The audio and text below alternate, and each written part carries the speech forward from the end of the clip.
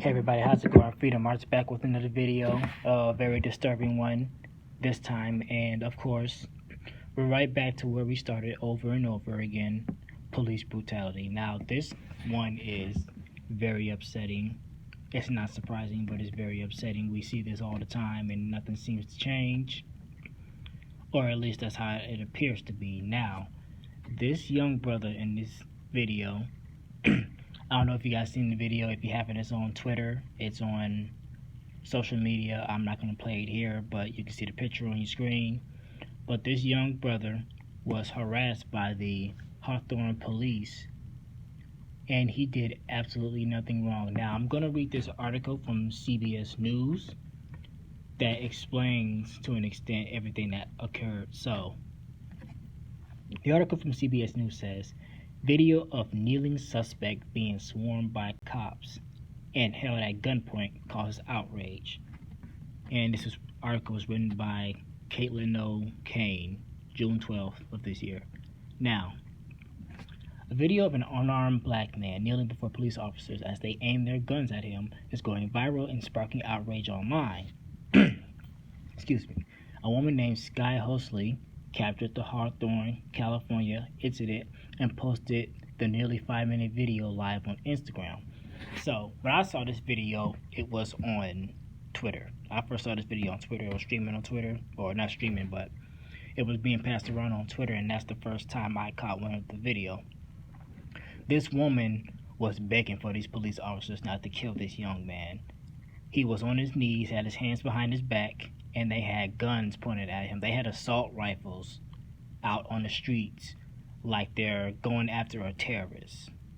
Like this guy just shot up a school or shot up a country music festival or concert or planned on doing the biggest genocidal mass shooting in American history. Like he shot up a high school, like this was Columbine.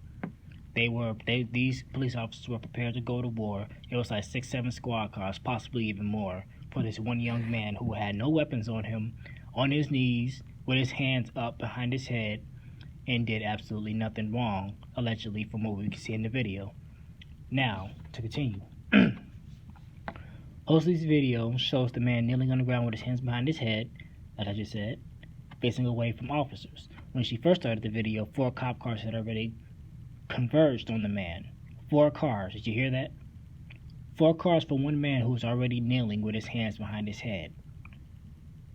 She didn't know why he was being detained, but police were responding to a call about a robbery at a nearby gas station some 15 miles southwest of Los Angeles. Now, brothers and sisters, you really need to pay attention to that last part.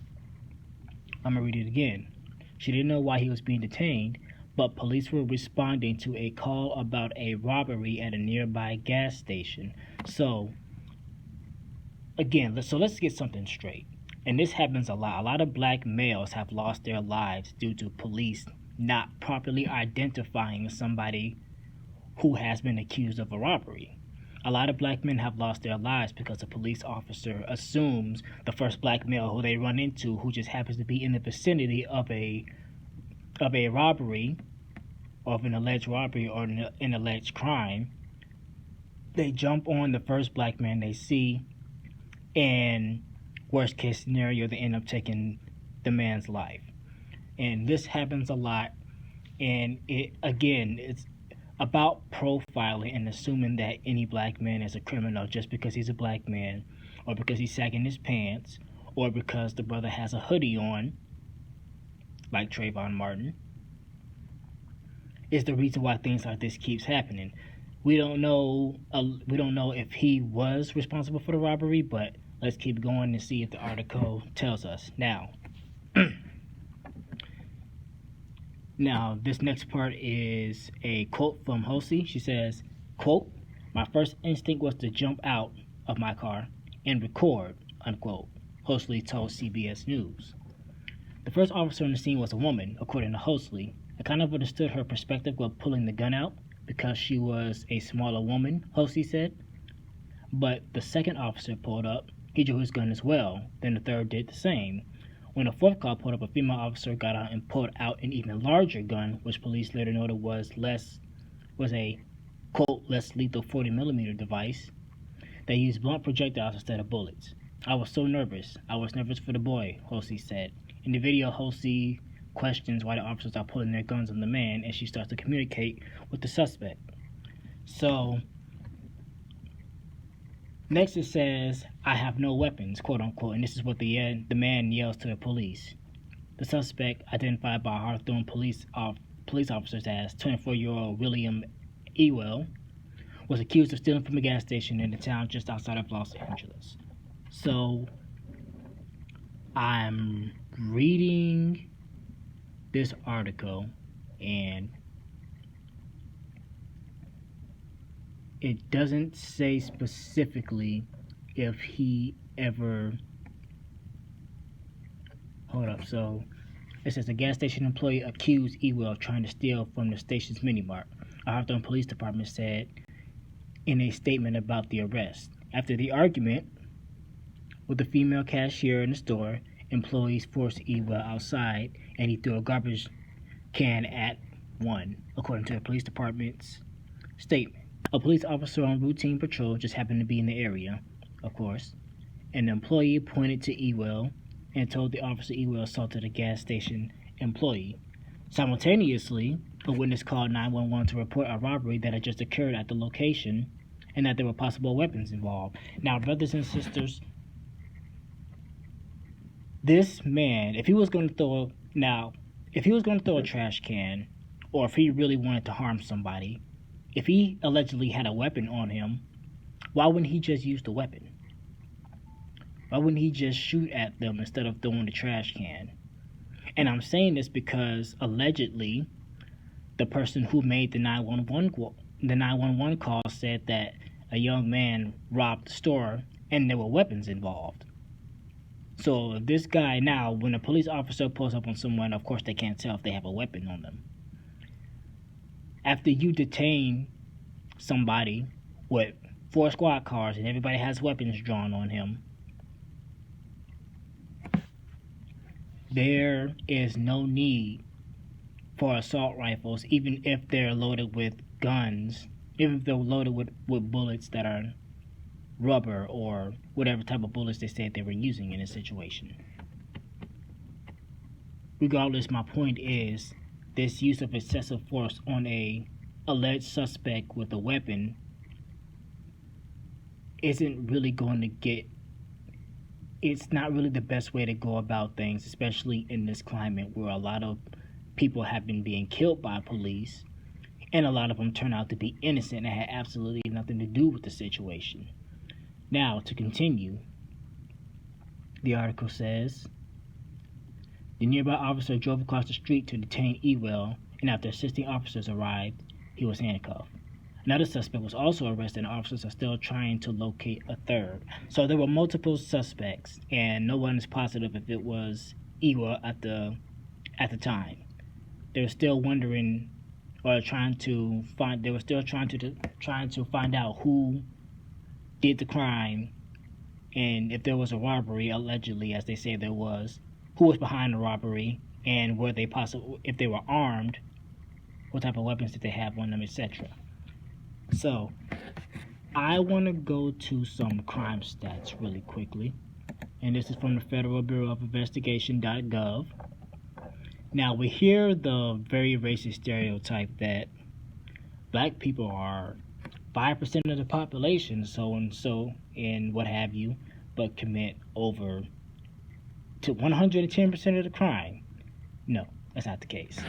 One of the main reasons why crime stats are so skewed to make it appear as though black people are committing the most atrocious crimes in the country is because when it comes to arrest, the numbers are much higher for non-black people as opposed to people who are actually convicted.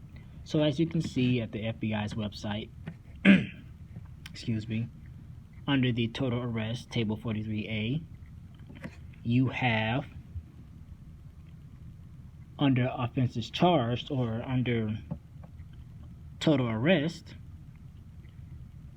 it's 8 million total, and this is for 2017, by the way,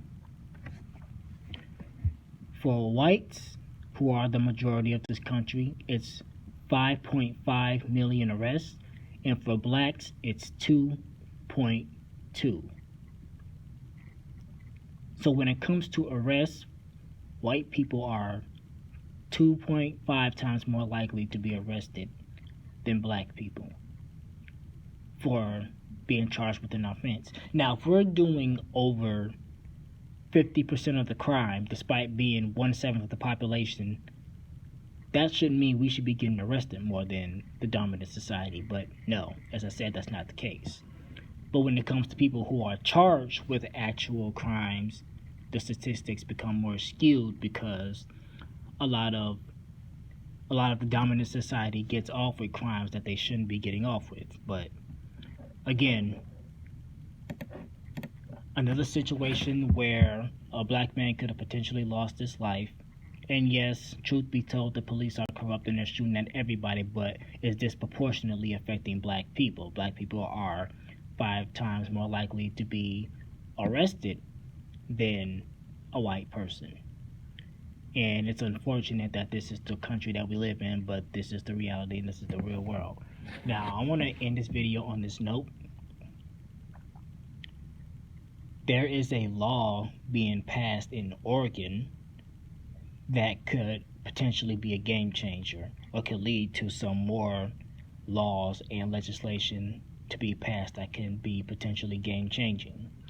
They're attempting to legislate a law that would make it possible to sue for up to $250 individuals who call the police on black people for non-legitimate reasons. Long story short. And if this law passes, it opens up the floodgates and sets a precedent that if you are going to be racist against black people, using the police as your primary weapon, there will be consequences to pay. And I want to make a video on that later. I just wanted to throw it out right now, just to put it in your head. But that's one way that we can actually fight this back. So for anybody who's wondering, well, we discussed the problem. What's the solution?